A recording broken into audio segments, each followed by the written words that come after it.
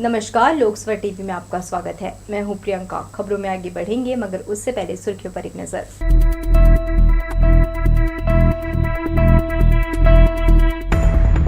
देश भर में धूमधाम से मनाई गई गुरु नानक जयंती। गुरुद्वारों में किया गया अरदास, हुए कीर्तन। मछली पकड़ने फैलाए गए करंट के जाल में फंसा मछुआरा, हुई मौत। सामुदायिक स्वास्थ्य केंद्र में डॉक्टर नहीं मिलने से परिजनों का भड़का आक्रोश। ट्रेनों के रद्द होने से यात्री हो रहे परेशान, रेलवे ने नहीं की कोई वैकल्पिक व्यवस्था। और आलेख वर्मा की याद में आर.डी. बर्मन नाइट शो का हुआ आयोजन, दी गई श्रद्धांजलि। तो ये थी सुर्खियां और अब खबरें विस्तार से। शहर में प्रकाश पर्व धूमधाम से मनाया गया। इसे मनाने सिख समाज द्वारा जोरदार तैयारी की गई थी। आस्था और भक्ति के संगम में बिलासपुर शहर डूबा रहा। प्रकाश पर्व पर शहर के प्रमुख गुरुद्वारे में दर्शन के लिए श्रद्धालुओं की भीड़ उमड़ी। गुरु नानक जयंती सिख धर्म के लोगों के लिए बेहद खास होती है। इस दिन देश ही नहीं बल्कि विदेशों में मौजूद गुरुद्वारों में बड़ी रौनक होती है। गुरु नानक जी सिख धर्म के संस्थापक थे। सिखों के 10 गुरुओं में पहले गुरु थे। उनका जन्म दुनिया भर में गुरु पर्व के रूप में मनाया जाता है। सन 1459 में कार्तिक मास की पूर्णिमा तिथि को ही गुरु नानक देव का जन्म हुआ था। इस साल कार्तिक मास की पूर्णिमा तिथि मंगलवार को पड़ी। शहर के गोड़पाड़ा सेंट्रल गुरुद्वारा में पर्व को लेकर खास तैयारियां की गई थीं। बाहर से आए रागी जत्थों ने शबद कीर्तन के साथ गुरु नानक जी की अरदास की। सेंट्रल गुरुद्वारे के ट्रस्टी डॉक्टर गुरबत सिंह ने प्रकाश पर्व के महत्व को लेकर जानकारी देते हुए बताया कि सिख सहित सभी समाज के वर्ग के लोगों को एक साथ रखने का गुरु नानक देव जी आह्वान करते हैं। समानता के विचार को लेकर के और सर्व जाति को एक जात बनाने का कार्य, सभी वर्गों को एक, तो पहले क्रांतिकारी एक धार्मिक जो पंथ, निर्मल पंथ उन्होंने प्रारंभ किया, वो निर्मल पंथ कहलाया, जिसमें जो है विकारों को छोड़ करके उन्होंने अपने 3 सिद्धांत जो दिए, सिमरन करो, कीरत करो और वंड छको। इसमें सारी जीवन की फिलॉसफी आ जाती है। सिख समाज द्वारा प्रकाश पर्व बड़ी श्रद्धा एवं उल्लास के साथ मनाया गया। गुरु नानक जी का जन्म दुनिया भर में गुरु पर्व के रूप में मनाया जाता है। इस दौरान बड़ी संख्या में सिख समाज के लोग मौजूद रहे। लोकसभा टीवी के लिए कैमरामैन सतीश साहू के साथ नीरज शर्मा, बिलासपुर। साल 2022 का आखिरी चंद्र ग्रहण मंगलवार को लगा। हाल ही में 25 अक्टूबर को साल का अंतिम सूर्य ग्रहण लगा था, जिसके सिर्फ 15 दिनों के बाद अब 8 नवंबर मंगलवार के दिन साल का आखिरी चंद्र ग्रहण लगा। साल 2022 का आखिरी पूर्ण चंद्र ग्रहण 8 नवंबर यानी मंगलवार को लगा। यह साल का दूसरा चंद्र ग्रहण रहा। इसके बाद अगला पूर्ण चंद्र ग्रहण साल 2025 में लगेगा। इन तीनों सालों के दौरान आंशिक चंद्र ग्रहण को देखा जा सकेगा। यह पूर्ण चंद्र ग्रहण को भारत में देखा गया। भारतीय समय अनुसार साल का यह अंतिम चंद्र ग्रहण 8 नवंबर 2022 को शाम 5:20 से दिखना शुरू हुआ, जो शाम 6:20 के आसपास तक नजर आया। भारत में दिखाई देने के चलते यहाँ सूतक काल मान्य हुआ। पुजारी अमर शुक्ला ने चंद्र ग्रहण के विषय में जानकारी दी। समय समय पर जैसे ग्रहण पड़ते रहते हैं सूर्य और चंद्रमा में, तो उसी अनुसार से आज चंद्रमा में चंद्र ग्रहण है। नल नाम संवत्सर के अंतर्गत अभी पूर्व में 15 दिन पूर्व भी दीपावली के समय भी सूर्य ग्रहण हुआ है, और जिसका भी जो असर रहा या जो समय रहा वो भी समय समय पर हम सबको प्राप्त होता रहा। विशेष रूपेण बिलासपुर में अपने छत्तीसगढ़ के देव पंचांग के अनुसार यदि देखा जाए तो इस ग्रहण का जो असर था वो असर प्रातःकाल 8:22 से सूतक प्रारंभ हुआ है, और ये सूतक काल लगभग 5:22 से ग्रहण प्रारंभ होगा स्पर्श, और 6:19 में इसका मोक्ष होगा। विशेष बात इसमें यह है, सूर्य ग्रहण में 12 घंटे पूर्व सूतक लग जाता है ग्रहण का, और चंद्र ग्रहण में 9 घंटे पूर्व ग्रहण का सूतक लग जाता है। चंद्र ग्रहण का सूतक काल सुबह 8:20 से शुरू हुआ है और शाम को 6:20 पर खत्म हुआ। सुबह से लगे सूतक के चलते मंदिरों के पट बंद रहे।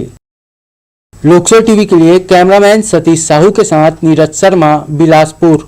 गुरु नानक देव जी के 553वें प्रकाश पर्व के मौके पर धन गुरु नानक दरबार संत बाबा ताहिर सिंह साहिब का सिंधी कॉलोनी में 40 दिन का जपजी साहब का पाठ किया जा रहा है।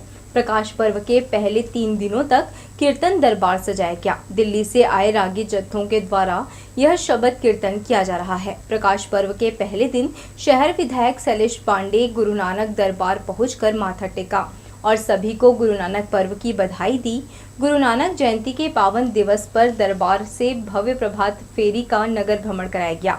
सैकड़ों की तादाद में भक्त जयकारे लगाते हुए प्रभात फेरी में शामिल हुए। राजेंद्र नगर चौक देवकी नंदन होते हुए सभी रिवर व्यू रोड से भ्रमण करते हुए वापस धन गुरु नानक दरबार पहुंचे।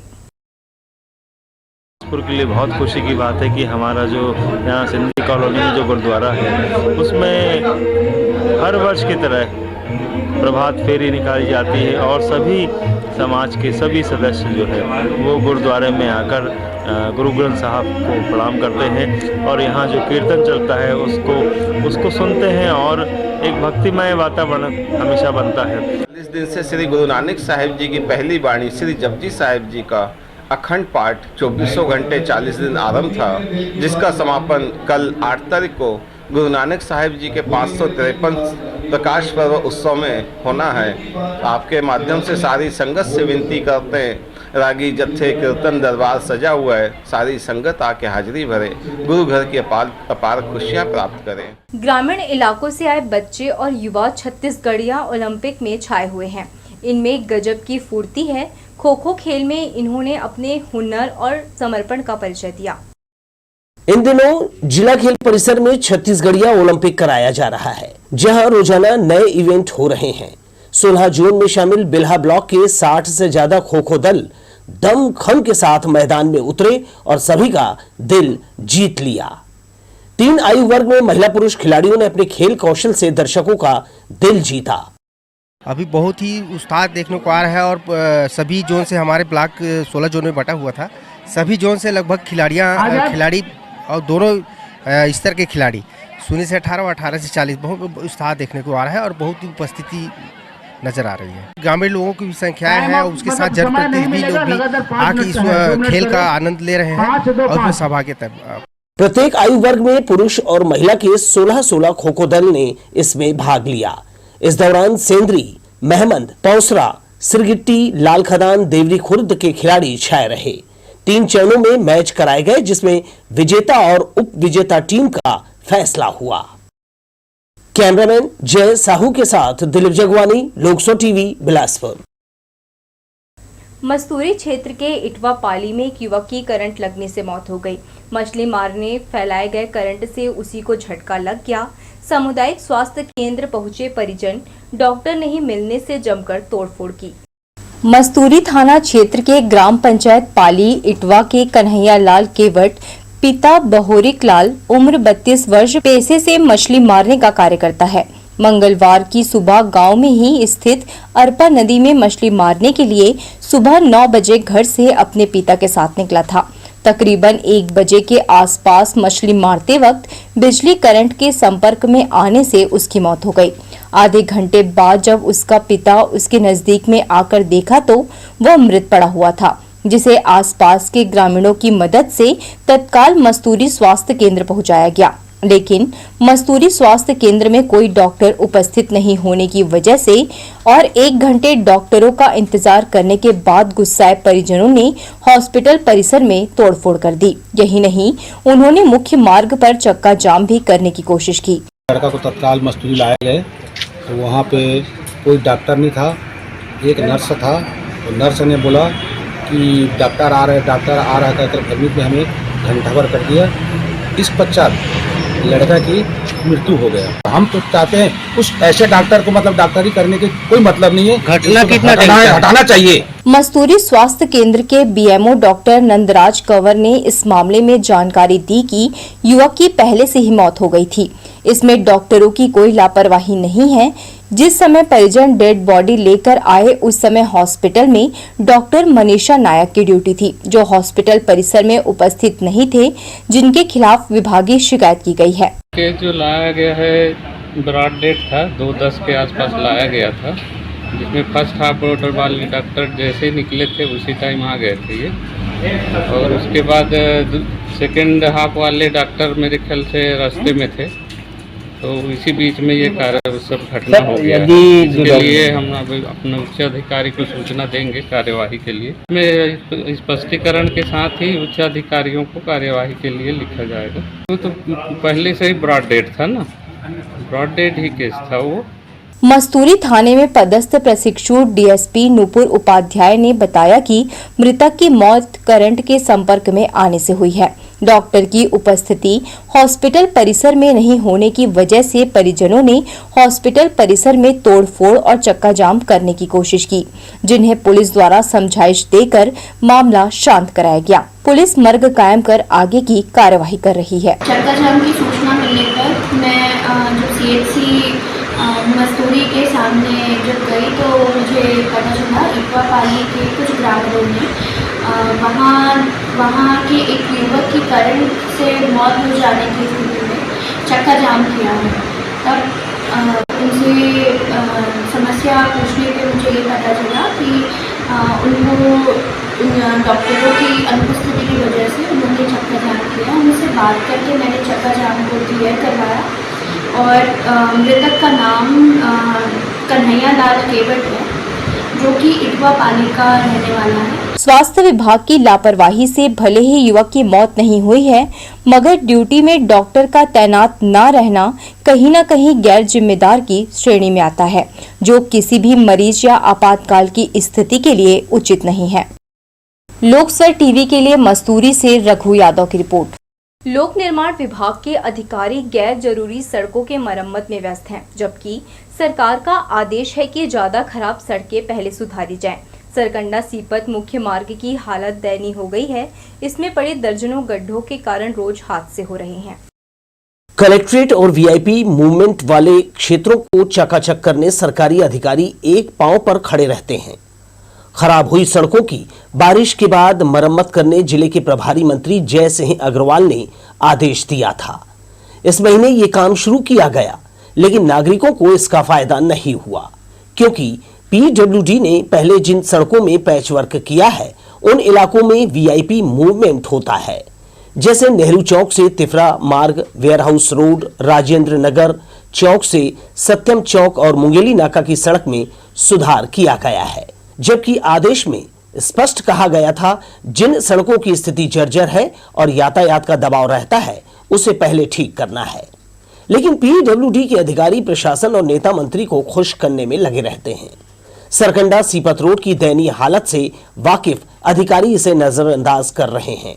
सड़क के बीच पड़े बड़े बड़े गड्ढे वाहन चालक को मुंह के बल गिरा देते हैं।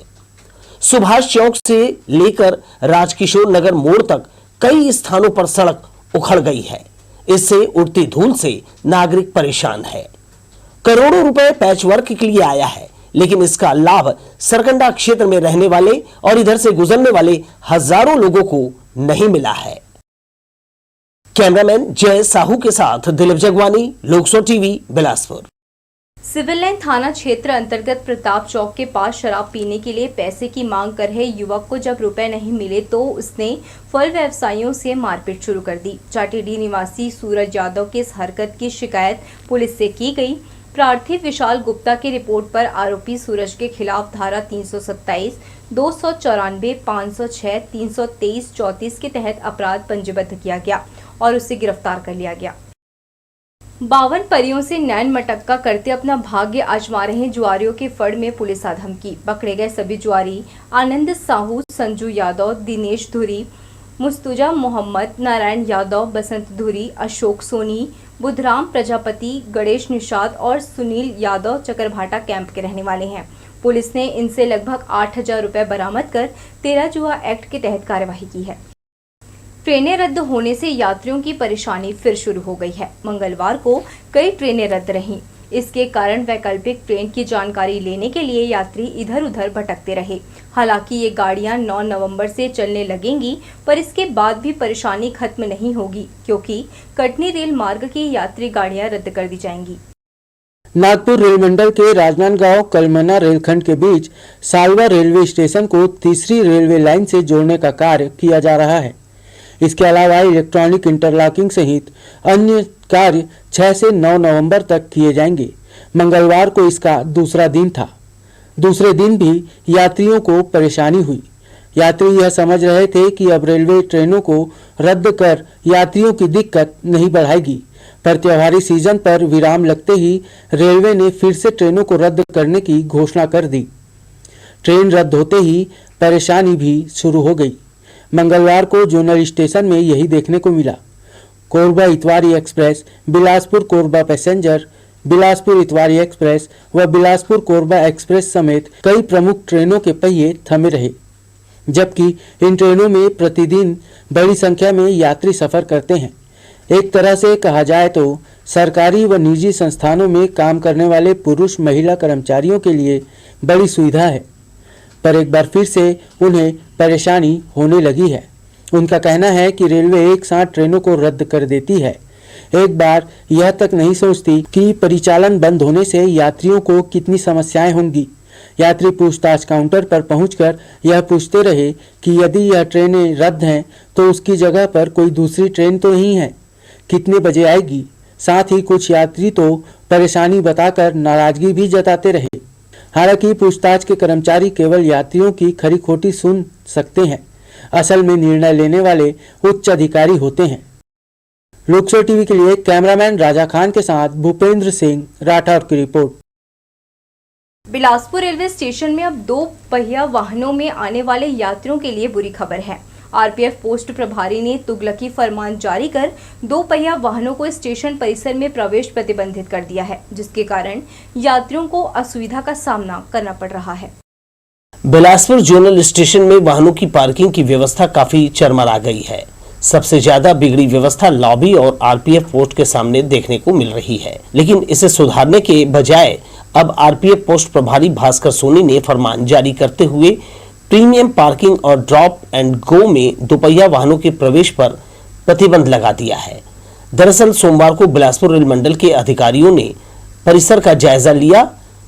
इस दौरान बेतरतीब खड़े वाहनों को देखकर अधिकारियों ने स्टेशन में मौजूद रेलवे अधिकारियों को जमकर फटकार लगाई। इस फटकार का असर ये हुआ कि अब यात्रियों और रेलवे स्टाफ को इसकी सजा भुगतना पड़ेगा। आरपीएफ पोस्ट प्रभारी ने स्टेशन परिसर में 2 पहिया वाहनों के प्रवेश पर प्रतिबंध लगा दिया है। मंगलवार को वाहनों का प्रवेश नहीं देने पर पार्किंग कर्मचारियों को रेलवे स्टाफ और यात्रियों की खरी खोटी सुननी पड़ी। दरअसल तोरवा चौकी स्टेशन परिसर में है। यहाँ पर बेतरतीब तरीके से लोगों द्वारा वाहन पार्क किया जाता है, जिसके कारण ये समस्या उत्पन्न हुई है। लेकिन वाहनों को अंदर प्रवेश नहीं दिए जाने से यात्री और रेलवे कर्मचारियों में खासा आक्रोश है। मंगलवार को कई मर्तबा यात्रियों से पार्किंग को लेकर कर्मचारियों की नोकझोंक हुई। यही नहीं, आरक्षण काउंटर के पास गेट को अस्थायी तौर पर बंद कर दिया गया है। वहीं गेट नंबर 3 के पास से भी किसी भी 2 पहिया वाहन धारक को स्टेशन के भीतर प्रवेश नहीं दिया जा रहा है। यात्री छोटे छोटे बच्चों के साथ भारी भरकम लगेज लेकर पैदल स्टेशन आने को मजबूर हैं, मगर लोगों की इस परेशानी के बावजूद अधिकारी इस ओर ध्यान नहीं दे रहे हैं। लोकसभा टीवी के लिए कैमरामैन राजा खान के साथ भूपेंद्र राठौर की रिपोर्ट। साउथ बिहार और बरौनी एक्सप्रेस में बर्थ को लेकर मारामारी अब नहीं रहेगी। रेल प्रशासन ने इन दोनों ट्रेनों में अतिरिक्त कोच लगाने का निर्णय लिया है। गोंदिया बरौनी एक्सप्रेस में एक अतिरिक्त स्लीपर कोच की सुविधा अस्थायी रूप से उपलब्ध कराई जा रही है। यह सुविधा गोंदिया बरौनी एक्सप्रेस में 9 से 14 नवंबर तक, 15231 गोंदिया बरौनी एक्सप्रेस में 13 नवंबर तक उपलब्ध रहेगी। इसी तरह दुर्ग राजेंद्र नगर साउथ बिहार एक्सप्रेस में एक अतिरिक्त स्लीपर कोच की सुविधा दुर्ग राजेंद्र नगर एक्सप्रेस में 9 नवंबर से 15 नवंबर तक मिलेगी। इसके अलावा राजेंद्र नगर दुर्ग एक्सप्रेस ट्रेन 13 नवंबर तक अतिरिक्त कोच के साथ चलेगी। इन ट्रेनों में अतिरिक्त कोच लगाने की आवश्यकता पड़ने की एक मुख्य वजह ट्रेनों का रद्द होना भी है। अलग अलग सेक्शन में मरम्मत कार्य समेत अन्य कार्य किए जा रहे हैं। अधोसंरचना से जुड़े इन कार्यों को रेलवे तभी पूरा कर सकती है जब रेल मार्ग पर ट्रेनों का परिचालन का दबाव न रहे। इस दौरान काम प्रभावित होने के साथ दुर्घटना की आशंका भी रहती है। इसलिए सुरक्षा व सुविधा को ध्यान में रखते हुए रेलवे प्रशासन ने इन दोनों ट्रेनों में अतिरिक्त स्लीपर कोच लगाने का निर्णय लिया है। एक कोच लगने से 80 यात्रियों को कंफर्म बर्थ मिलेगी। दरअसल दोनों ट्रेन LHB कोच के साथ चलती हैं। LHB और पुराने नीले रंग के कोच में यही अंतर है। इसके अलावा सफर भी सुरक्षित रहता है। यही वजह है कि रेल प्रशासन धीरे धीरे सभी ट्रेनों में LHB कोच लगा रही है। आने वाले दिनों में जोन की 2 प्रमुख शिवनाथ एक्सप्रेस और इंटरसिटी एक्सप्रेस भी इसी कोच की रैक के साथ चलेगी। इससे यात्रियों को राहत मिलेगी। लोकसभा टीवी के लिए कैमरामैन राजा खान के साथ भूपेंद्र सिंह राठौर की रिपोर्ट। आदतन अपराधी ऋषभ पनिकर के माता पिता ने पुलिस की मुखबिरी के शक पर अपने ही भाई और बहू से मारपीट की है। घटना की रिपोर्ट पीड़ित रजनी पनिकर ने सिटी कोतवाली में दर्ज कराई है। गौरतलब है कि कुछ दिन से ऋषभ पनिकर अपहरण सहित कई गंभीर धाराओं के तहत जेल में है। आरोपी के पिता संजय पनिकर और मां सुनीता पनिकर ने पुलिस की मुखबिरी करने का आरोप लगाते हुए उनसे मारपीट की है। के पिता के जो भाई हैं अजय पनिकर, उन्होंने थाना उपस्थित आकर रिपोर्ट दर्ज कराई कि उनको और उनकी पत्नी को इस संदेह पे संजय पनिकर और उनकी पत्नी ने मारपीट की है कि उनके लड़के के संबंध में पुलिस को और अन्य मीडिया को जानकारी अजय पनिकर ने दी है। प्रार्थी अजय पनिकर और उनकी पत्नी की रिपोर्ट पर संजय पनिकर और उनकी पत्नी और उनकी बेटी के विरुद्ध 294 323 506 34 का अपराध पंजीबद्ध किया गया है। वरिष्ठ अधिकारियों के निर्देश पर माननीय न्यायालय द्वारा और DPO कार्यालय द्वारा, अभियोजन कार्यालय द्वारा कलेक्टर साहब से अनुमति लेकर आगे कार्रवाई की जा रही है। पिछले दिनों बिल्हा के खुड़ियाडीह में 2 पक्षों में बलवा हो गया था। वहीं एक पक्ष ने दूसरे पक्ष पर प्राणघातक हमला कर दिया था। इस मामले में पुलिस 17 लोगों के खिलाफ अपराध दर्ज कर जांच कर रही है। अब तक 6 लोगों की गिरफ्तारी हो चुकी है। 11 की सरगर्मी से तलाश जारी है। आरोपी कोमल शास्त्री के खिलाफ विभिन्न धाराओं के तहत कार्यवाही की गई है। 22 को ग्राम खुड़ियाडीह में 2 पक्षों में लड़ाई झगड़ा मारपीट बलवा हुआ था, जिस पे रिपोर्ट कायम कर जांच में लिया गया था, जिसमें एक पक्ष को धारदार हथियार से चोट पहुंचाया, जिसमें 307 कायम कर विवेचना की जा रही है, जिसमें 6 आरोपी गिरफ्तार है, शेष 11 अभी तक फरार है, जिसे खोजबीन कर पता चलकर कार्रवाई की जा रही है। अभी पकड़ा गया आरोपी का नाम है कोमल शास्त्री, पिता मोहन शास्त्री, ग्राम खुड़ियाडीह। बढ़ेंगे आगे के समाचारों में, मगर उससे पहले सुर्खियों पर एक नजर।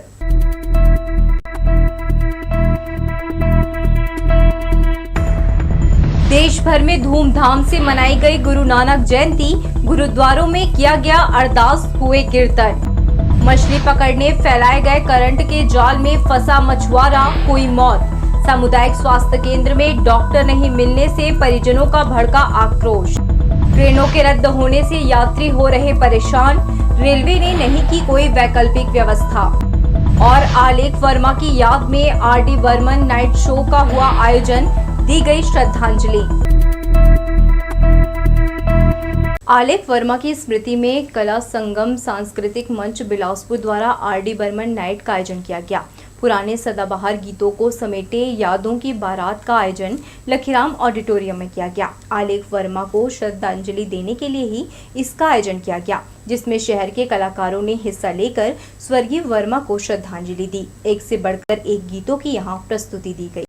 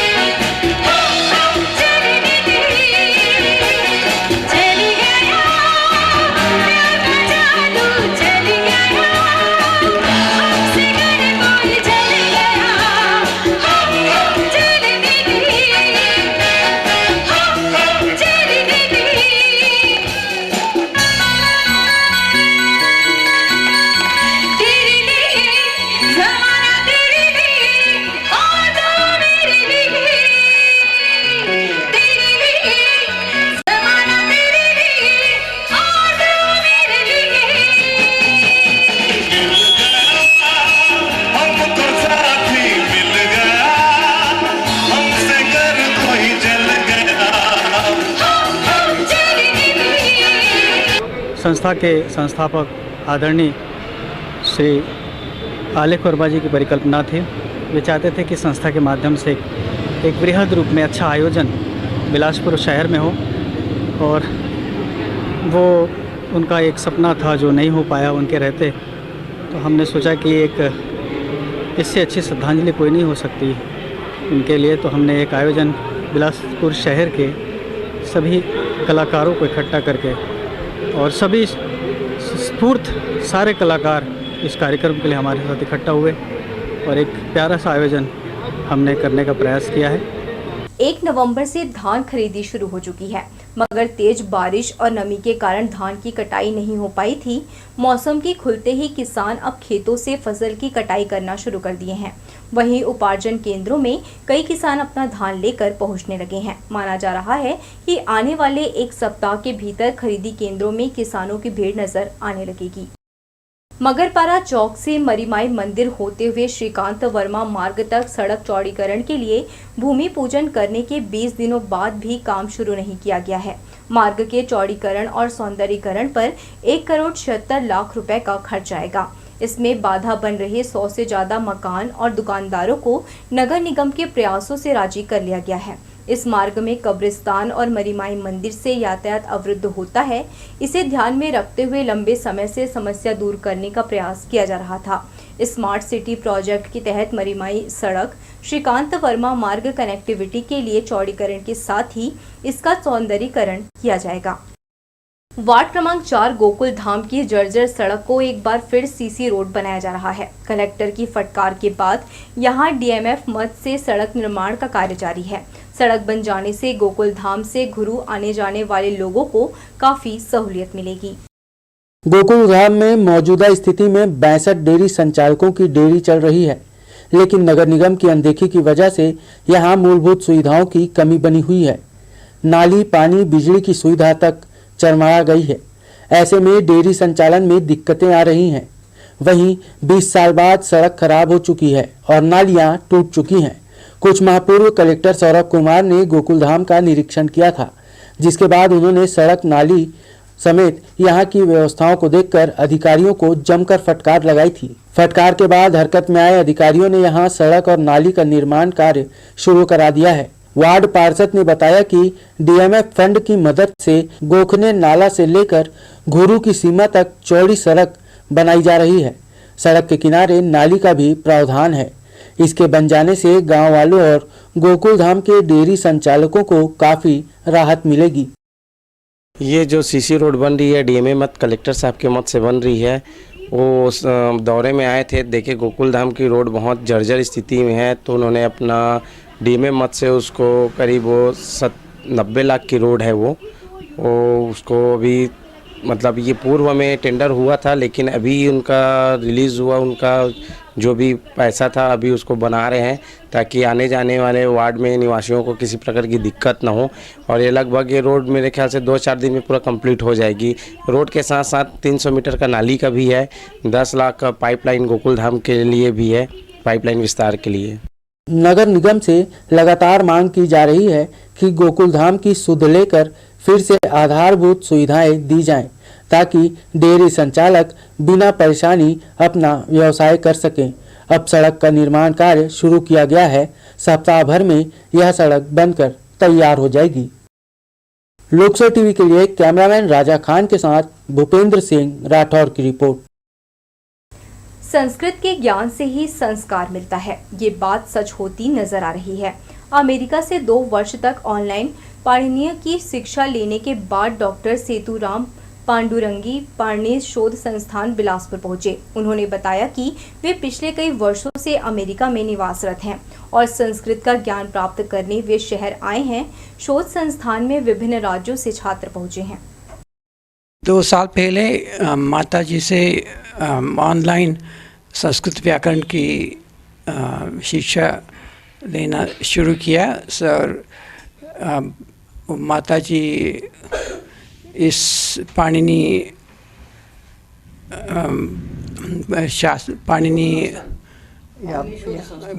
शोध संस्थान से वो पाणिनी शास्त्र का प्रचार कर रही हैं और सभी विद्वानों को व्याकरण शास्त्र में तैयार कर रही हैं। वास्तविक शिक्षा पद्धति भारतवर्ष की, आपको संस्कृत को जानना है, आपको भारतवर्ष को जानना है तो आपको संस्कृत को जानना पड़ेगा। बिना संस्कृत जाने आप भारत को नहीं जान सकते। और संस्कृत को जानने के लिए आपको पाणिनि व्याकरण को जानना पड़ेगा। यदि आप पाणिनि व्याकरण को नहीं जानते तो आप सतह पर तैरते रहेंगे। उसी पद्धति से पढ़ाया जा रहा है। संस्कृत के प्रोफेसर आपको दिखेंगे, संस्कृत के अध्यापक आपको दिखेंगे, विश्वविद्यालय दिखेंगे, संस्कृत पढ़ाने वाले विभाग दिखेंगे, पर कहीं संस्कृत के नाम से कुछ भी नहीं है। ये सब दिखावा है। तो यदि हमको संस्कृत को जानना है तो हमको व्याकरण को जानना पड़ेगा। वो व्याकरण है पाणिनि का। श्रीवास समाज द्वारा आयोजित रक्तदान शिविर में समाज के युवाओं ने बढ़ चढ़कर हिस्सा लिया। मंगला स्थित सामाजिक भवन में संपन्न रक्तदान में पहुंचे रक्तदाताओं को सर्टिफिकेट और मोमेंटो देकर उनका सम्मान भी किया गया। लगभग 70 से अधिक रक्त यूनिट यहां इकट्ठा किया गया है। हालांकि शाम तक ब्लड डोनेशन कैंप चलता रहा। ये प्रेरणा मुझे समाज के सब युवा साथी मिलकर, सभी पदाधिकारी मिलकर ये प्रेरणा दिया मुझे। यूनिट तो 100 का रखे हैं, अभी करीब 15-20 लोग दे चुके हैं। लोग सुबह से ही, हमारा सेटअप नहीं बना था, उसके पहले ही आके लोग तैयार थे और जितना उम्मीद हम लोग कर रहे थे उससे कहीं अत्यधिक उत्साह के साथ लोग ब्लड डोनेट कर रहे हैं। हम लोग जो नई टीम हमारी आई है लगातार रचनात्मक कार्य कर रहे हैं और आगे भी इस तरह के आयोजन रचनात्मक कार्य करते रहेंगे। जिले में वाहन चोरी के मामले लगातार बढ़ रहे हैं। नेहरू चौक स्थित जिला सहकारी बैंक में अपने पिता का पासबुक लेने गए युवक का मोटरसाइकिल चोरी हो गया। तुर्काडी निवासी सियाराम ने मामले की रिपोर्ट सिविल लाइन थाने में दर्ज कराई है।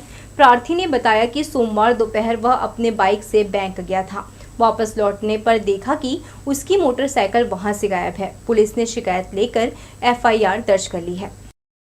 गाड़ी हम लोग ना वहाँ आके खड़ा किए जिला सरकारी बैंक के सामने। उसके बाद हम लोग अंदर चले गए।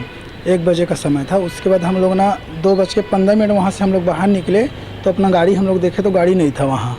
उसके बाद हम लोग देखे, इधर उधर पूछे, वहाँ जो ठेला वाला लगाए थे तो नहीं मालूम किया करके बोल, मैं बोला कि कोई थाना वाना थोड़ी लेके चला गया कि जैसे रोड में खड़ा करे करके। तो वहाँ भी मैं पता करके आ गया, वहाँ भी नहीं लेके गए हैं। क्या करने गए थे? मैं गया था अपने पापा का जो पासबुक था ना उसको लेने गया था, खाता खुलवाया था। उसके बाद उसको लेने चले गए थे। उसके बाद थोड़ा टाइम लगा हम लोग को सब कंप्लीट कराने में। तो उसके बाद हम लोग वहाँ से निकले तो फिर देखे तो गाड़ी नहीं था। तो फिर उसके बाद आके यहाँ रिपोर्ट लिखवाने आए थे कल, तो बताया कि आज छोड़ दो, कल आके लिखा के चले जाना कर। सर्पदंश के बाद 32 वर्षीय मंगला निवासी रविशंकर केवट ने लापरवाही बरतते हुए इलाज कराने की बजाय घर में सो गया। सुबह जब उसे अपनी गलती का एहसास हुआ तब परिजनों को इसकी जानकारी दी और आनन फानन में उसे सिम्स ले जाकर भर्ती कराया गया। काफी देर से पहुंचे सर्पदंश युवक का यहां इलाज किया जा रहा था, मगर सोमवार की रात उसने दम तोड़ दिया। आवश्यक प्रक्रिया पूरी करने के बाद मृतक के शव को परिजनों के सुपुर्द किया गया। मैं गांव के मंगला के रहिया, मंगला चौक में रही थी लड़का मन धूरी पारा में मर रही था। 6 बजे करीबन खबर मिली और साइकिल वाला था तो अगला साइकिल में नहीं आया, अगला का लाए गाड़ी में, गाड़ी हुई तो फिर एम्बुलेंस में फिर सीधा धर के हॉस्पिटल लाए। तो ये थी हमारी लोकसभा टीवी की तमाम खबरें। अगले बुलेटिन में आपसे फिर होगी मुलाकात। तब तक के लिए पूरी टीम के साथ प्रियंका को दीजिए इजाजत।